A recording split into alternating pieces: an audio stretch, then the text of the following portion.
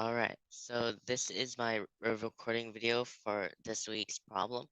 So in the problem, it states that a triangle AEF is a right triangle where AE is 4 and EF is 3.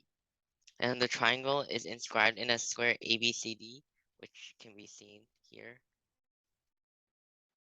And so it's asking what is the area of the square. So, well, if we do some angle tracing at the start, so we label this angle as x, and the corner of a square is 90 degrees. So this is 90 minus x, and this is 90 degrees because it's given that it's a right triangle here. So 90 minus x and then 90, that's 180 minus x, and a straight angle always has 180. So this angle is x. And so basically that means that ABE and ECF are similar triangles. And so we take AB and AE, and that gives us the ratio A over 4. And we have EF over EC is 3 over x, and those are corresponding. So uh, actually it's EC over EF, not EF over EC.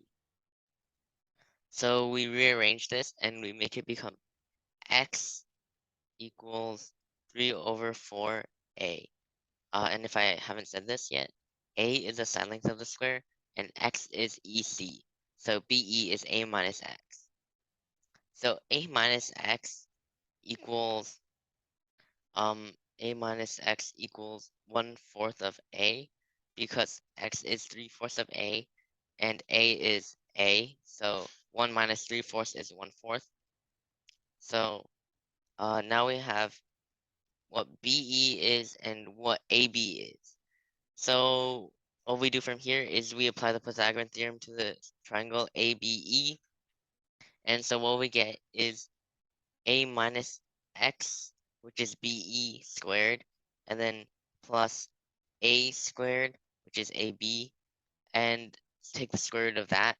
And we already have A minus X, uh, which is A over 4, and then squared, and then plus A squared, and then take the square root of that is equal to AE, which is given to be 4.